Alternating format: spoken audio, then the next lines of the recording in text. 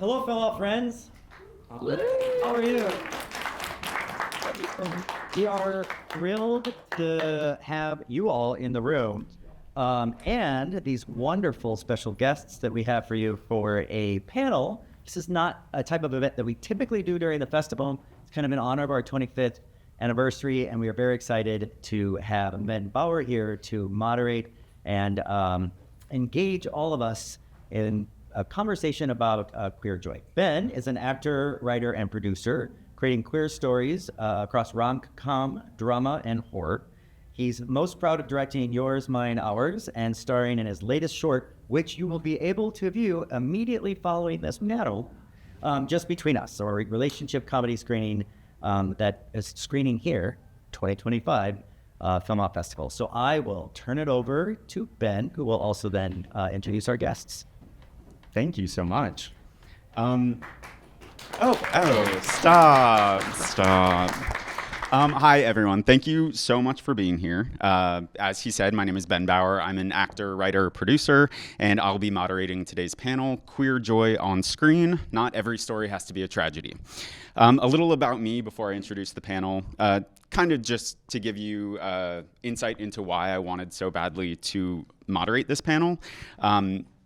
When I was growing up, I watched as much queer content as I could get my hands on. And in the late 90s, early 2000s, so much of that was stories about shame, trauma, and tragedy. So cut to me at 25, booking my first lead role as a gay character and not having to experience any of those things. I got to be a character who was fully himself, messy and sexual and, kind of gross. And so that was really eye-opening for me. After that, I wanted to tell stories like the movies that I loved growing up. So think, You've Got Mail, Sleepless in Seattle. Basically, I wanted to be a gay male Meg Ryan. I wanted to be America's gay sweetheart, but no one was writing those stories, so I started writing them myself. And in that process, I discovered that the joy in queer storytelling can take many shapes. When you hear queer joy, you might think rom-coms, happy endings, sunshine and first kisses. And yeah, I love those stories, but joy doesn't always look like that. Sometimes it's more complicated. It can be seeing ourselves as fully realized humans, not just tropes. It can be the creative freedom to tell our own stories without being boxed into narratives about shame, trauma, or tragedy. Joy can live in defiance, it can live in magic, it can even live in a twist ending or a darker moment, because sometimes survival is joy. And that's what I love about this group. We've got 4 filmmakers whose work capture very different shades of that idea. Starting off, we have Aaron Lovett, writer, director, and editor whose work blends queer storytelling with the fantastical. His short erotic thriller, Demon Boy, which screens tomorrow at 1:30, has screened internationally, including BFI Flair and Aesthetica. He says queer joy in his work often shows up in the unexpected, shadowy places, rejecting the idea that darkness can't also be beautiful or healing. Next, we have Jane Clark, director of the supernatural sapphic rom-com Witchy Ways, and also the incredibly titled Crazy Bitches. She's made multiple features, shorts, and a VR horror film, winning awards and working with talent like Candace Cain, Wilson Cruz, and Lucas Haas. Her films mix genre playfulness with depth and emotional intelligence. Next, we have Brandon Kratzer. Please, Kotzer? Son of a... 2 for 2. I'm losing it. Brandon Kotzer and Carlo Fiorello are the co-writers and co-directors of The Orchestra, a short film about a man who falls for someone new, only for the audience to discover an unsettling truth about his admirer. It premieres at FilmOut tonight at 7. I got that one right. Built with an entirely LGBTQ cast and crew, the film reflects their commitment to authentic queer storytelling. Carlo brings over 10 years of film and video production experience and recently won Best Cinematography at a 72-hour film festival. And this marks his first debut at a major festival. Brandon, making his writing and directorial debut, is drawn to telling queer stories that move beyond tragedy and despair. So if I could please get a round of applause for our lovely panelists. Clap, clap, clap. So let's just dive into some questions. I'm going to keep the first one very broad, with everything that I've said in mind and knowing we've got a real range of tone here. For each of you, what does queer joy mean in the context of your work? So I guess we'll just go down. Yep. Yeah. Okay. Hi everyone. My name is Aaron. Writer director. Also on this new short that I edited or that I made. I'm also the editor. It screens tomorrow at 1 p.m. It's a thriller, an erotic thriller about a stalking scenario with kind of like a very dark vibe, but a kind of fun, light ending. So I hope you'll all be able to go give it a watch. So I think for me, the idea of joy in my work, I mean, I've made 2 short films. I'm definitely an emerging filmmaker. So I've made the 2 short films, but at this point, that's it. I haven't made a feature yet. I would love to one day. And in the shorts that I've made, I think joy kind of, I think for me, it's hard to talk about joy without acknowledging how hard it can be to find joy in the world that we live in. I mean, the world, especially right now, can sometimes feel and seem very dark and strange and scary. And so I think I try to find ways to elevate joy in the midst of that while not ignoring that, I guess. Hello, I'm Jane Clark, as Ben was kind enough to introduce. I made a film years ago called Meth Head, and thank you. And on the face of it, you might not think that that was a film about joy, but it was about a human being having an experience, and in the end, he was reassured that there were people who loved him and cared. And I think that there's joy in that. So I'm going to claim that from my very beginning, I have embraced joy in my work. But I think for me, it's about it's about having characters who live conscious, normal lives that don't necessarily have a lot of overt angst. I mean, obviously Meth Head was, but Crazy Bitches was just a bunch of people being ridiculous and, having normal fights and normal problems. And I think that joy comes out of living your life and finding the people you love and treating other people well. And I think that if your movies reflect that, you've got joy in them. And then quite literally, Witchy Ways is a joyous film because it's a rom-com, and we all know how rom-coms end, so I'm not going to give anything away when I say they got together and it's beautiful and they're going off into the sunset. So I think it's a varied degree. I always think all my films, I hope all my films have people leave the theaters feeling happy or good or optimistic, and in that I think there's a lot of joy. All right, so this was our first film, so we're excited to be here and happy to talk about it. Thank you. So when we were coming up with ideas of like telling the story and really sitting down and thinking through like what's the narrative arc, I think our brains naturally go to like tragedy or some big moment, and I think we see that a lot in film. But we had many conversations about we don't want this to be a sad story. We really want to tell a different type of story. We want the characters to be full and nuanced and flawed, certainly, but we don't want the audience to walk away and feel that their heart is broken by these characters. So we tried to layer in some moral ambiguity and some sexiness and a lot of different things that we felt were representative of the queer experience. And so there was a lot of joy in that process and creating what we thought was a kind of whole characters that showed up on screen. Yeah, and just kind of going off that, it was the queer joy to me was the fact that we did have an all LGBTQ cast and crew, and that I feel like everybody was so supportive. the businesses that we shot at. We ended up shooting at Uptown Tavern in Hillcrest, and we also shot at Oats General Store in Hillcrest, and everyone just kind of had open arms about our little project, and was just like, our community was just so being such a community, and so that was made us feel really good.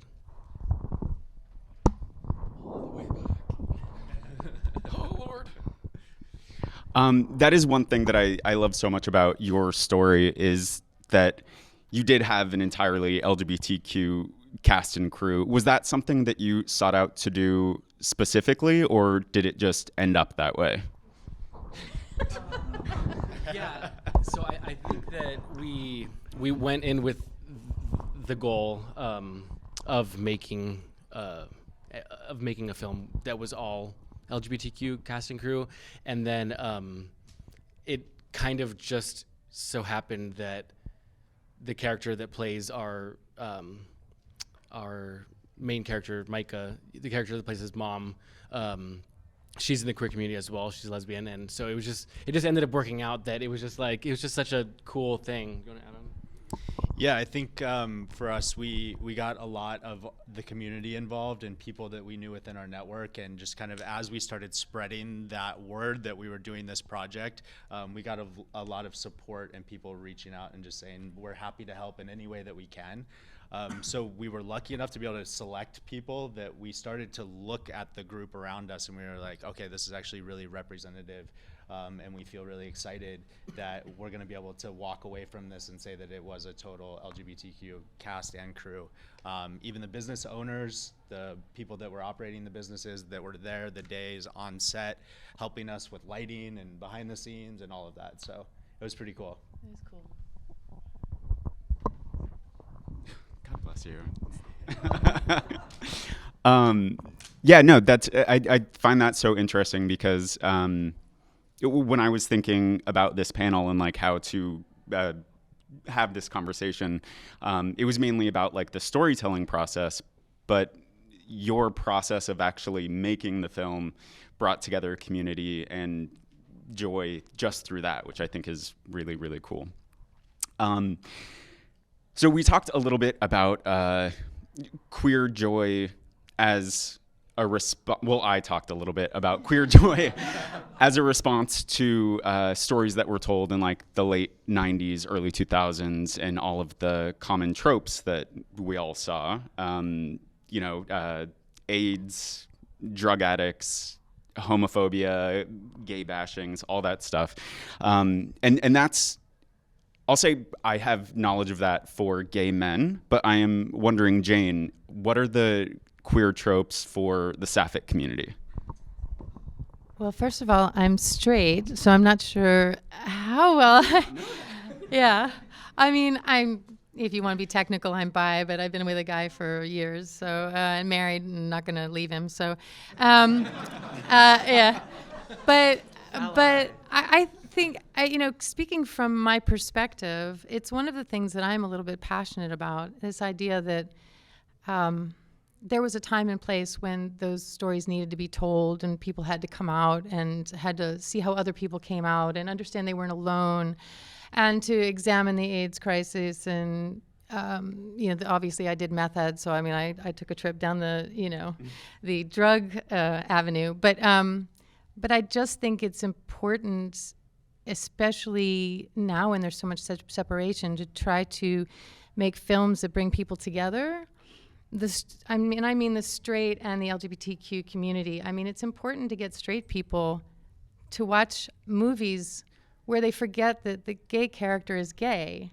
I mean, that's sort of my goal, is just to make movies about people who have experiences, and those experiences can be shared all through all the communities, not siphoned off into different communities. And that can go within the LGBTQ community too, because if you look at how sometimes, you break down you have the trans community, but then you have, certain factions within the trans community, and then they get divided up. And it's like, I think it's time everybody needs to see how alike we all are. And so really, even from the very, very beginning, that's been my my goal is to just say, look at how we all live our lives and the pain we all feel and the love we feel, and yeah. So I didn't think I answered your question, but note to self: check your notes. So yeah, apologies about that. no apologies. So my next question is, as everyone was developing your films, was there ever a moment where you found yourself bumping against a familiar trope in queer storytelling and thought, I'm not going there? And if so, how did you move past it? You can start on the other end if you want. No. I'm happy to start. Okay, so like I said, like my film is an erotic thriller. It's about a stalking scenario. So your question is, say your question. The trope. What tropes are you pushing against? Or did you find yourself bumping into any tropes? Oh, okay. and See, then decided that's to interesting because I just now realized that so the lead character in my short, he finds this guy on an app and he starts obsessing over him and stalking him. That's kind of what sets off the movie. So I'm like, maybe that is a trope, kind of like a crazy gay person. So yeah, I get.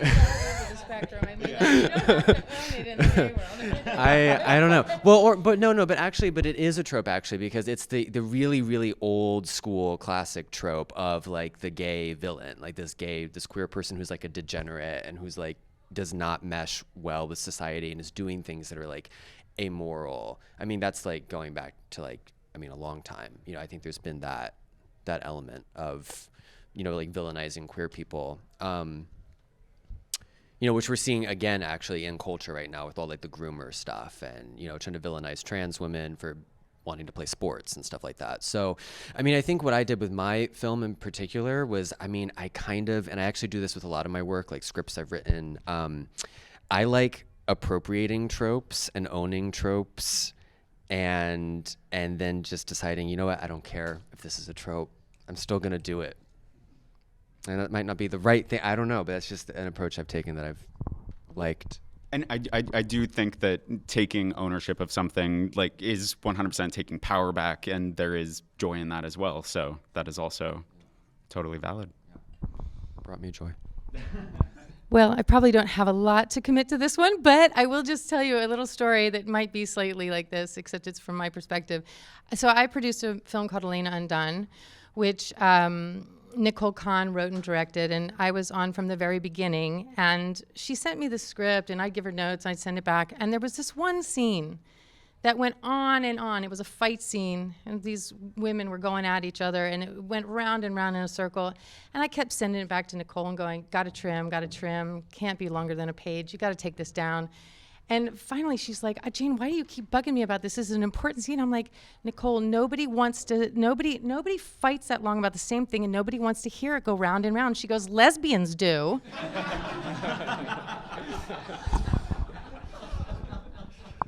That's great.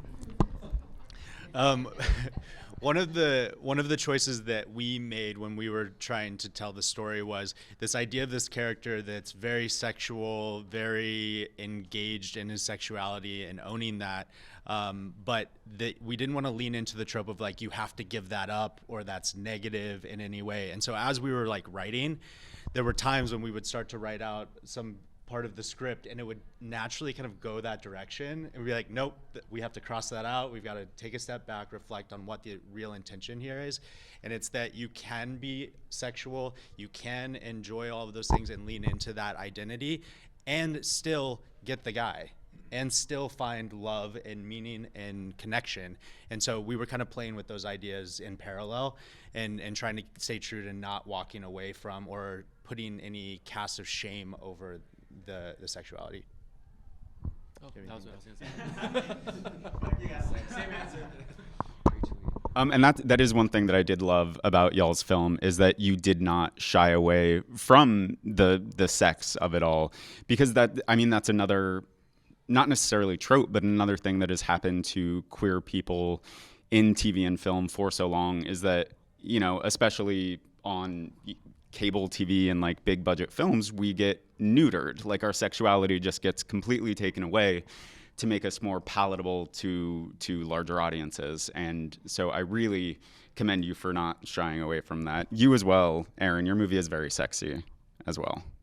Mine is too. Witchy Ways. Yeah. I haven't seen it yet. It is so hot. I mean, talk on that. Talk about how hot. Hey, I guess sex is joy. No, yeah. I mean, I agree. I agree. Like, it's, and by the way, I will say, sex between people is storytelling. If it's part of what you've already been setting up as you go along, you know, I mean, how two people interact with each other when their clothes come off, or the first time, or after a fight, or like all these things help tell the story and help you to understand the relationship between these two people so much better. So the idea of taking it out of a story where it is sort of organically supposed to be there, you're actually taking away some of the storytelling, some of the understanding that you want the audience to have, you know? So I'm all for sex in movies, yeah.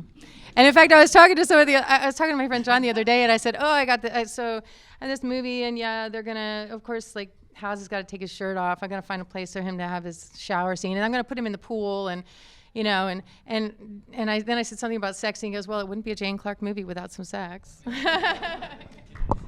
Yes, please. You mentioned, Ben, something being palatable, and it kind of triggered my, and so there was times when we were writing the script where we were thinking, like, is this too much? Like, is it too, like, too much, you know? And then he just, like, kept reminding me, he said, like, well, we're not, like, making this to be palatable for, like, straight audiences. It's a queer story, so it's going to be told in a queer way, and I think that was, like, so important. Do you want to?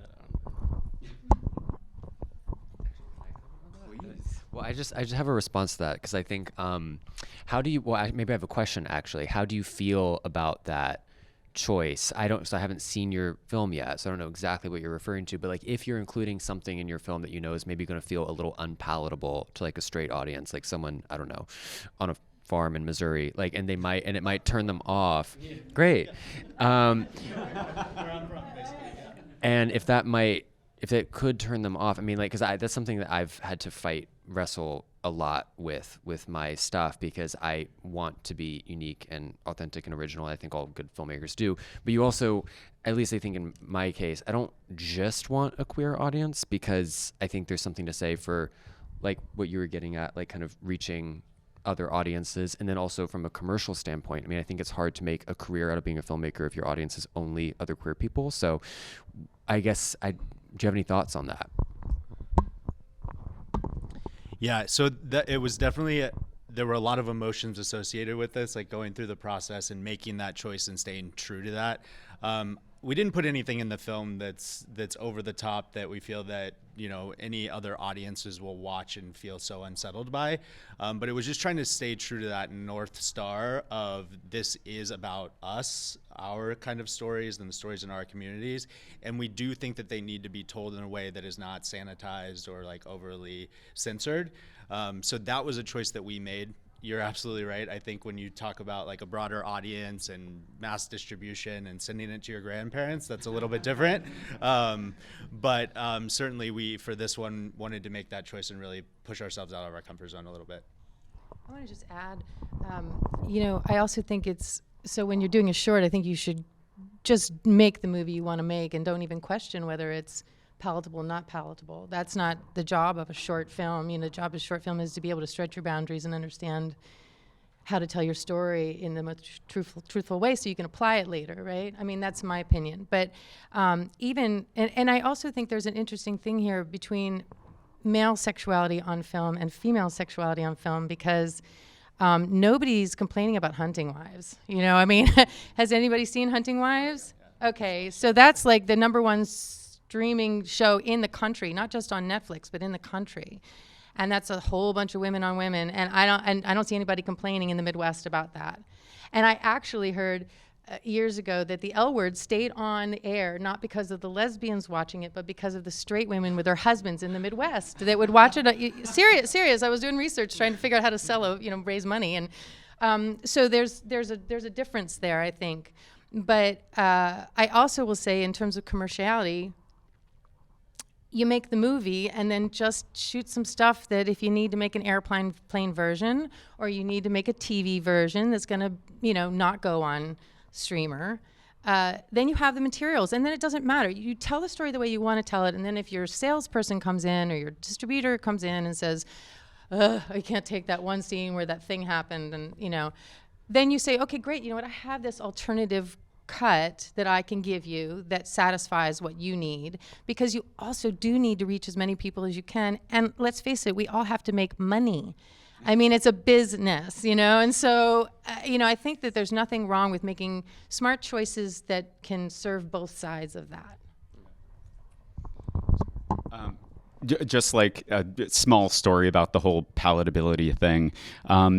In my film, Just Between Us, there is a sex scene that, like, the first cut of it, the director sent it to me, and it was like, just the sex scene was like 8 minutes, and I was just like, baby, no, like that's not cute. So he cut it down considerably, and it was great.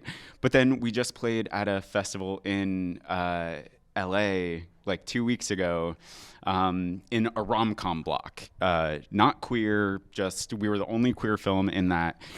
But like, even our much shortened sex scene, like the audience visually like hunched over, because it was still a little much for their delicate sensibilities. But so we did cut it down a little bit more. So yeah, we'll see. You're getting the long version here at FilmOut. Okay, so we've been. What was that? 8 minutes? No, not that one. You don't want it. I'm not gonna lie. It was a lot of like slow motion, and like no one looks good having sex in slow motion. It is just not good. It's like some kind of 80s, Oh, yeah. There was weird music. Yeah. We had to have a conversation about it. But yeah, just speaking to the palatability thing.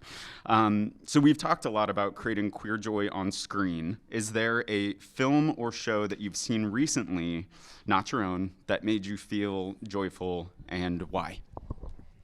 You can pass it down. Yeah, we're going to come back. We're going to come back. I don't know. That's You want to start? Yeah.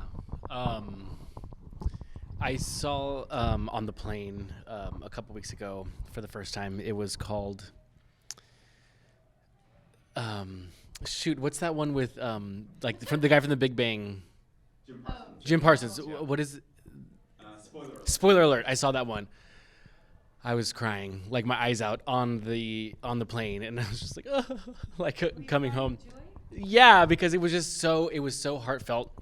And even though that, is a, one of those tropes about tragedy or dying or death, or, he gets cancer or whatever. Spoiler alert. It was just really, it was really, really meaningful. And they were like tears of joy, that I was crying because it was just done so beautifully. And I don't know if anybody else has gotten a chance to see that movie, but it was really good. And so that brought me a lot of joy because all I could think about was him and during it and stuff. And so, Aww. That's so sweet. So I think one thing that like really hit me, what it came to mind as soon as you said that, was, I don't know if anyone watched the documentary after Schitt's Creek, where they talked about like making this and creating the world. And they talk about this one part where they made a conscious decision to never question the identity of David or have any sort of friction around that, even though it's set in this really like small town that you would assume is maybe not accepting. And that just like gave me chills and like made me tear up immediately thinking about how great to imagine a world where that is real, and that it is, like you were saying, Jane, like characters that are just full characters, that it's not about their sexuality or their identity, but just them living in a world where it's all okay. And so I think that's joyful because it's really just about their story, and I think that's pretty beautiful. It is beautiful. I'm going to pass on this because I can't even remember what I just watched the other night. But actually, so one of my biggest pet peeves is being put on the spot to answer a question about what I have seen recently and what I think about it. Because I watch so much, it gets cataloged in some other part of my brain, and then I don't know where it goes. So the one thing I can think of that I was watching recently is the new Alien show on FX, and that's kind of been giving me joy, kind of, because it's like, it's just really good, you know? So, like queer icon, the alien from Alien, you know? Fair. Yeah. Besides that, I think, wait, what was your question? Was it specifically like queer joy? Just anything bringing you joy? Yeah, I mean, the question was specifically queer stories with joy, but I think the xenomorph in fully, like, she is a diva. She knows what she's doing. I can't think of anything else. Nothing else is coming to mind. Yeah. Like no queer stories. Yeah, speaking of any recently that I've seen. I watch way too much TV. I watch way too much There's TV. queer people on Yeah. Totally counts. But the queer part of Hacks doesn't give me joy. I don't, yeah, pass. I mean, I will say the thing that I do love about Hacks is Hannah Einbinder, her character, like, she is not very likable. She's not likable. She is messy and mean and says the wrong thing all the time, but that's like a fully realized, authentic person. Can I take that as mine? No! Hacks. I've been watching Hacks. I love it. Okay, I love fine. The third season so much. Okay. Well, that's a debate for another time. Yes. And then I just thought what you said was so interesting because in spoiler alert, like, yes, there is the bury your gays trope happening a little bit, but it's not. He doesn't have cancer because he's gay. He's not being punished for being gay.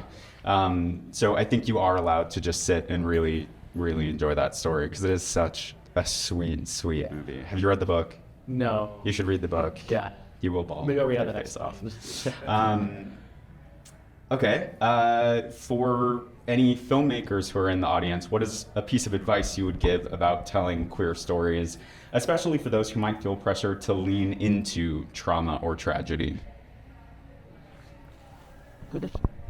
Okay, advice. I think, well, I guess maybe I'll say something a little bit counter to the theme. I think it's okay to make something about trauma and tragedy, but I think it's just the way you do it. And I think you do have to be very mindful about finding a way to present that in a way that is still going to be entertaining. I do think often, like, new filmmakers, and I did this with my first film, kind of forgot that it has to be entertaining. Like a film is a piece of art. It's also a piece of entertainment, ideally. So I think you can talk about really heavy stuff, but I think you have to find a way to make sure it's entertaining and find a way that find a way to make sure that it's going to reach people who maybe don't have that exact piece of trauma or tragedy or experience. So find some way to communicate that, because I think that's kind of the point of making a film. Yeah, I don't have any problem with. I mean, especially if you're talking about a first film, and especially if it's a short, you should make the story that compels you and that you truly care very deeply about. Like, that's the most important thing, because if you do that, I think you get to the humanity of your characters, and then what you represent will be something that other people can empathize with. So I wouldn't, as a first-time filmmaker, censor yourself at all about what you do. But if you like laughing and that's where your heart's at, then, go for the joy. Why not? Because I think a lot of times people think their first film should have depth or, some sort of angsty thing, or they're going to say some big social message, or I don't know. They go for what they think is art necessarily. Like, I think that a lot of people don't see things that are joyous or fun or upbeat as art. They're entertainment. But like you were saying, that's the same thing. You can put entertainment and art together and have a joyous movie or a deep movie, and it just matters. What matters is what you care about and what you love. The only time I think you have to start thinking about it is if you get to the point where you're trying to get a feature funded, and then you have to think about, because it's not about whether, I mean, everything I've made pretty much since way back when has had queer characters. They've never been really necessarily a strictly queer story. They've just had queer leads. I don't think that makes any sense. But when I started making features, I had to, and I still do have to wrestle with financing, not just because something might be LGBTQ, but also because dramas don't sell. And it's very hard to get people to give you money unless you get the big star. And then getting the big star, you have to have the big money and blah, blah, blah. It's a cyclical thing. So if you're then moving on to a feature, you might want to try to do something that has a little more joy and upbeat energy to it, because they can be easier to finance. And I also highly recommend genre films because they are easier to recommend, and there's so much film. I also want to say something about genre films, and I just want to say that I think genre films are joy. I think they're super fun. I think, when you go to see a genre film, you can walk out, like, you're not going to walk out upset. You're going to walk out a lot of other things, but not upset. And I think that there's a lot of joy that we've had, and just, and it doesn't even have to be a horror comedy like Crazy Bitches. It can be like a full on and still be joyful, because it's like going on a roller coaster, right? You're scared to death, but you're laughing the whole way, and the tears stream down your face, and it's a good time. That's a horror movie. So what's more joyous than that? May I just really quickly, just speaking to the horror of it, because horror in of itself is a very queer genre. So much of the monsters or the slashers are like the stereotypical other, and as queer people, it's a very familiar feeling to be othered. So not only is horror and genre films like really easy to sell, but also they are kind of inherently queer. So definitely lean into that 100%. But back to the original question. I lost to trade. Sorry. So this is my first film, so I don't know that I'm necessarily qualified to be giving advice, but I can just tell you a little bit about what went through our heads in the process. But for me, it was like, we wrote this one, we've started writing a few others, and the thing that I try to stick with is like, what's the idea that's exciting me? Like, what's the idea that whenever I put it down, it keeps coming back up in my brain, and not worrying about making it perfect or flawless or sending the exact right message. Because like, just in life in general, and it's applied to this as well, there's always an opportunity to change it and evolve it and tweak it. And so if you feel like you're going down a path that's too far in the direction that you don't want to be, you always have the opportunity to wake up the next day and reset and try it again. So that's what we tried to do, and kind of how I tried to think about it was just, what's the thing that's exciting me? What's the idea that just keeps percolating in my mind? So, yeah. So for me, I would, again, like you said, this was our first kind of real short films. I had done some 48-hour projects before for like the competitions and stuff, and some 72-hour competitions. But this was the first one that has ever kind of been something more, so to speak. So I was going to say two things about that. One, I guess, piece of advice would be kind of what we touched on before about like kind of the palatability of it all. Especially in, if you're asking about like queer films and stuff, I think you should just make it, like, do it. Don't hold back, and just if you don't do it, somebody else does that at a later time, and then, just do it and get it out there. And then that kind of goes to my other point, my other second piece of advice, if you will, is to not really, to just kind of do it. So like, for example, I had a New Year's resolution that I was going to submit that I was going to make a short film to submit to FilmOut San Diego.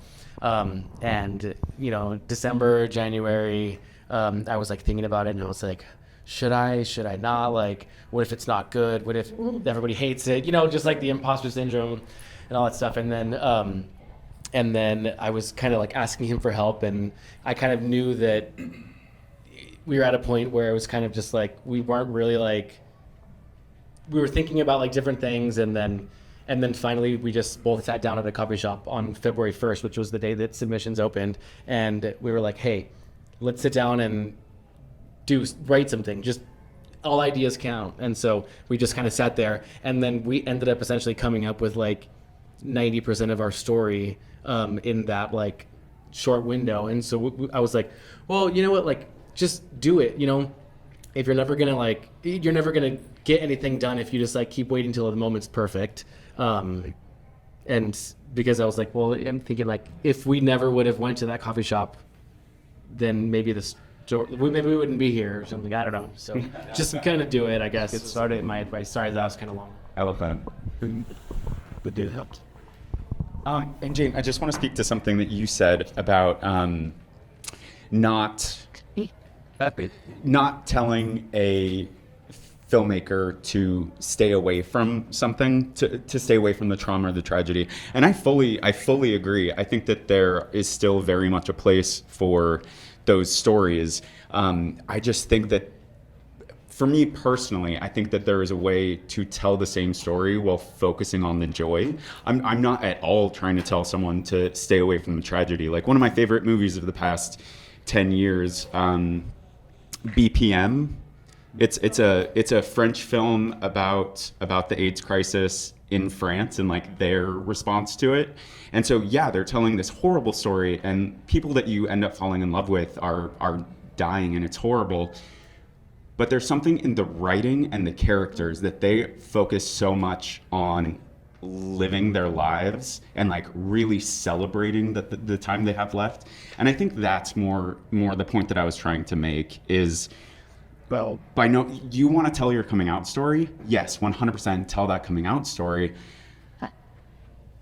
But find a way to focus on the joy that brings you, even if the immediate aftermath is tragic and horrible. I just that's the kind of storytelling that I personally focus on and would like to see more of in this space. I'm with you. Yeah. I'm with you. I just wanted to. That was just to say.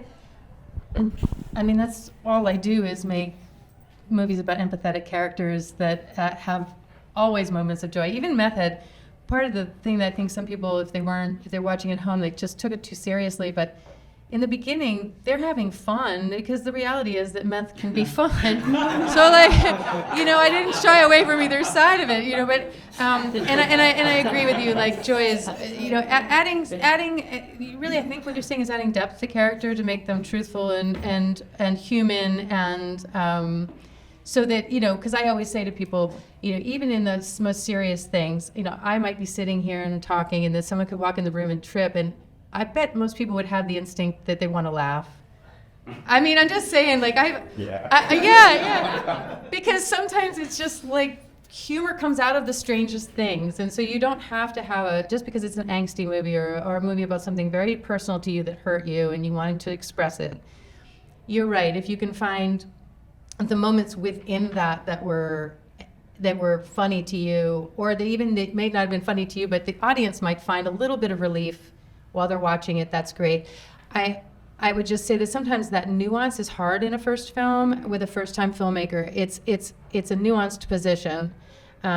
So if you can do it, I agree. You should always aim for those moments where you're bringing things up out of the darkness, because nothing is always just dark. But as they were saying, also make your movie. So write what you can write what you know, and get advice from other people. And if the people you trust can help you to shape it in a way that does that, then I think that absolutely will attach an audience faster than anything else. Bottom line, though, you just got to write and do. And if it's shitty and nobody wants to watch it, well, that's okay, because it was your first film, I mean, and then, you move on and you learn from it and you go, oh, maybe I should have added a little bit of joy or a little moment where we come back up out of this depth of despair, had this one scene, which I probably shouldn't have put into Meth Head, but Candace Cain's walking out of the house. She's got the front of a dead body, and Lucas has got the back of a dead body, and they're walking along the sidewalk, and they're supposed to be getting into the back of her big giant car to drive the body away and do something with it.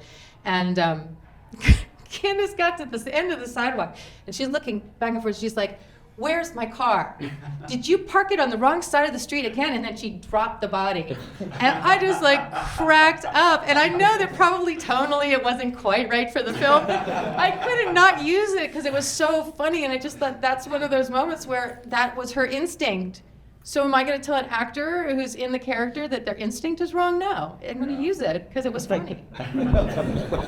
And also, you said something about a lot of first-time filmmakers like really mining like the deep dark stuff. I have definitely been tied up in the basement in 2 separate filmmakers' stories about coming out. So yes, I am familiar with. Tied up in the basement? I don't know this. I don't know. Sorry, both weren't the basement. One was a basement. One was the shed. Was So- it sexual or was like? No, it was a parent tying me up. So one was so that I couldn't go see my boyfriend. The other was to punish me because they found out that I was gay. Oh my God. Yeah. Dark stuff. Yeah. Yeah.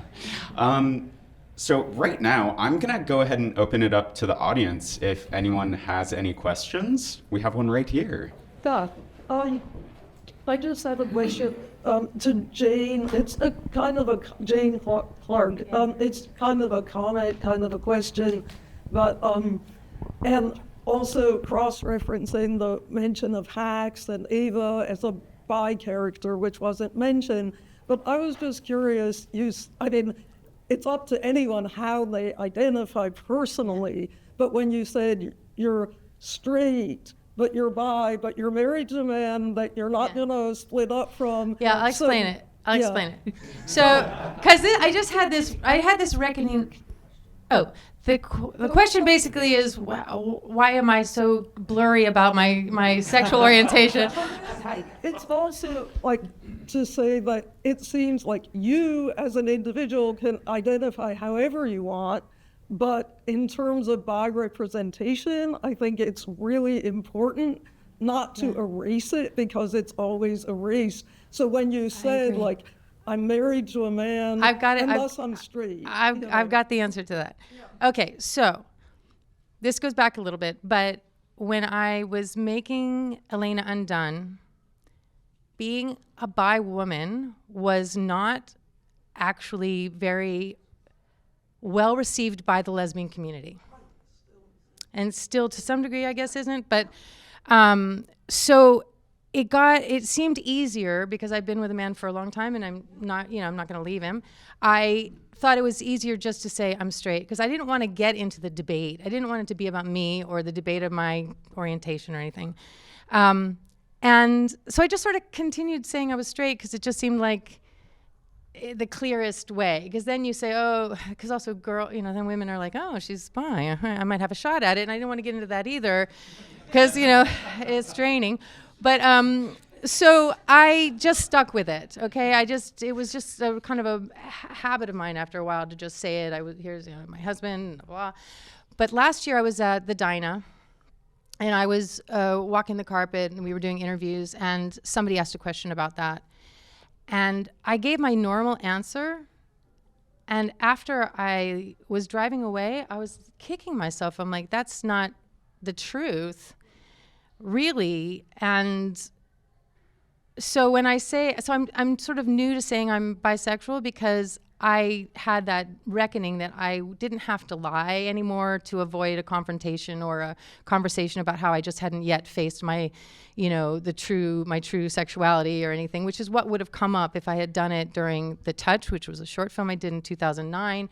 The run with Elena Undone, that's what I would have had to deal with, and I didn't want to. So I am just now trying on I am bisexual, and I am saying also, but married to a man and have been for a while, because I also want to be honest about who all of me. But I get, and obviously you choose Yeah. your identification, and it can be whatever you want, but negative tropes and queer joy. It's like because bisexuals are represented as villains, etc., or have been, right? That it's so important. And You're that, absolutely right. Like everything you're saying, yeah, you're with a man, you're married to a man. Bisexuals can be monogamous and forever married to someone of the other, whatever, male, Right. female. Yeah. They're still I guess I could just say I'm married forever to somebody. yeah, Yeah, and that's that. I fully agree with you, and well, that's what I said. But I absolutely, I said I'm trying it. I'm new to this. I just had the reckoning with it last summer, and haven't had an. Actually, I have never said that out loud before. This is the first day that I've said that out loud. So, you got to give me baby steps, man. You got to let me figure it all out. Yeah. it's all about representation. I get it. Like, I get it. you and yeah. I get it. But thanks for asking the question. Yeah. Thanks for answering. We have a question in the back. Hi. I just had a question for all of you filmmakers out there. Was there a character, a queer character in media, or a line of dialogue in a movie, or something that that resonated with you to kind of be like the catalyst to start you on your filmmaker journey? That's interesting. I think I don't know if there was like one character. I do think there's an archetype that I kind of liked growing up, like the not the new show, but the movie Interview with the Vampire, like from the 90s. Like just something about the kind of like fancy aristocratic, like queer coded, like I'm up to no good kind of person. I always liked that. Yeah. I always liked that. I actually came into it in a kind of just a practical way. I was offered an opportunity to make a short film about, it had to be queer, it had to be 10 minutes long, and they were going to give you, if you were awarded it, they were going to give you $15,000 to make the short. So I looked for an idea, and I found the writings of Renee Vivian. I don't know if any of you know her, but she's a beautiful poet back in the early 1900s, and she had a letter writing affair with a married Islamic woman. And I was really, it just did something for me. It just said that this is a voice that has died out because nobody even knows who she is anymore. And this is an experience at a time when you wouldn't have expected it. And there was just something so incredibly romantic about the fact that most of their love was expressed through letters. And so I wrote that short to try to get $15,000. But at the same time, I was touring with that film. I ran into some friends, and they were like, "Can you help us with this feature we have?" And it was this gay guy and this lesbian, and they're detectives, and they hate each other, but they're trying to solve problems. They're amateur detectives, and so I worked on that, and then that led to Meth Head, because the person that was working with on that, Meth Head's story was based on, and I don't know. I just had this weird journey into queer filmmaking. But the interesting thing for me is that I've stayed here. And I will go back to say that the first film I ever saw and I thought that was really impactful to me was Desert Hearts. That was the first lesbian film I'd ever seen. And I think what struck me was these are just, their love was contained in this dusty Western divorce court, whatever it was, divorce place. And it was really just about them. It wasn't about a lot of other things, really, and them finding their way. And it struck me. So from a filmmaking standpoint, like maybe not, but from a human person standpoint, that film is probably the first time it really resonated. So I've had a lot of time to think about this, so I'm still drawing a blank. But what's coming to mind is like I love just observing different character archetypes in like the real world and like the people that you're around and you interact with in the community and certain behaviors that you see like repeated and you're like, oh, that's that type of person. That's that type of person. So I think it's really interesting to kind of watch the world around you and try to tell stories with like those characters in mind and bring them in. So it's not necessarily a movie per se that's coming to mind, but just kind of observing the world around and like those characters and trying to bring them to life.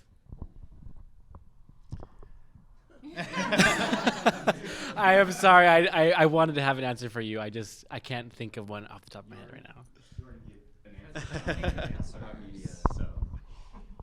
But I am also going to answer because the first answer is the entire oeuvre of Meg Ryan, and then the second answer is specifically queer is Trick. First gay romantic comedy I saw that yeah, I was just like, oh yeah, that's me. Any other questions? I can ask a more practical question. How do you raise the money to do this? I imagine that's the hard part. Oh God, that's an entirely different panel discussion. Yeah, no, it's very, very hard. I'm sure. How did you raise the money for your project? So one of my short films I crowdfunded, and my new short film that's in this festival I self-financed. So it kind of depends on.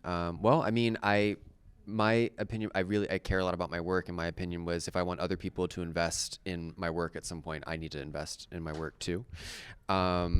So yeah, I just been working for several years, and I saved up some money, and I was like, I can either pay off my student debt or I can make this film. And yeah, like actually, I could have paid, and I decided to make the film. So yeah. Such a good choice. I mean, that's such a good choice. Yeah, I mean, for me, it's features. I mean, my shorts were a combination of, I think my dad gave me the money for my first short, and, crowdfunding. I've done crowdfunding. When I did The Touch, I did crowdfunding before there was even crowdfunding. Like, I was just like sending letters to everybody I knew, go, please support me in this craziness. But with features, it's, you have to trip on somebody almost. I go to Cannes every year. I go to AFM every year. I have a pitch deck. I have my budgets. I have my schedules. I have, the script rewritten 50 times. I have my pitch down. I get in there and I send emails out and I ask for meetings. And strangely, the more I've been able to make, the more people take the meetings. So that helps. But it doesn't get easier. And I think, with Witchy Ways, one person was a girl I hired for a short film I did years ago, and she was she's 22 now, or 23, and she reached out to me. She needed help, or at the time she was 23. She reached out. She wanted help on her short, and that led to me giving her advice and sort of guiding her through making her short. And I was working on Witchy, and I had this character, so I went back to her, and I knew her dad put money into this short film that I was doing for someone else, and I was like, hey, if you want this role, maybe you go to Dad. And she did, and he said yes, so I got $25,000 from him, and then I did some cold calling, and then I also went through IMDb, and I went through every lesbian film for the last 5 years, looked at who the executive producers were. I wrote cold emails out to the executive producers. I got 2 investors out of that. I mean, it's hard. It's just hard. And genre helps. Queer does not. And it hasn't changed. That has not changed at all since I've started looking for feature money, and that was 2010. So nothing has changed. That's the sad part. It's still a struggle. People are still asking me how long I'm going to make this. One person said, how long do you want to live in this world? And I was like, well, what do you mean? And they're like, well, this world. And I was like, okay, well, I'll talk to you later. So I don't know. How do you raise your money? You beg, you write everybody you can write, you research, you try to figure out who's investing in these movies. You raise funds when you can through crowdfunding, but with features it's hard because it doesn't cover much. I don't know. It's a crapshoot. I do it differently every single time I do it. So we still have a lot to learn about this. We self-financed. We were also lucky enough that so many people in the San Diego community offered up space for us to use and didn't make us pay rental fees and things like that, and were really just put their arms around the project. And so, we kind of just winged it and paid out of pocket as we went. And I think for the next one, we're definitely going to be faced with this, and we're going to be asking lots of questions to those that have gone before us. Can I say something? I just really quickly wanted to answer your question because I now have one. I was interested in like filmmaking in high school. I was in like the school news and stuff, and I did that in video production. And then I went to college and did that as well, or not school news, but like video film production. And then growing up in like when I was in high school and early college, I would watch some of the like I think it's called like Eating Out or something like those like sexy like movies like cheesy kind of things, and it wasn't until I started watching Looking on HBO that I really like connected, because I felt like they were telling authentic stories about a gay experience and that was kind of, I mean, essentially what the orchestra is about. Someone who enjoys cruising but is also like looking for love and stuff, and so that's the answer to your question. All right, we are out of time, so let's thank you.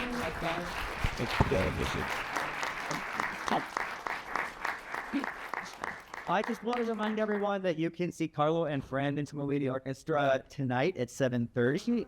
You can see Aaron's movie Demon Boy tomorrow at 1:30. You will see Jane at every film because she's featured in our trailer festival. But also, Witchy Ways is releasing October 1 on TVOD and October 29th on streaming, so look for that. Yeah. And Ben's film, Just Between Us, starts in 10 minutes. So then I mean, thank you, everyone. I think we're getting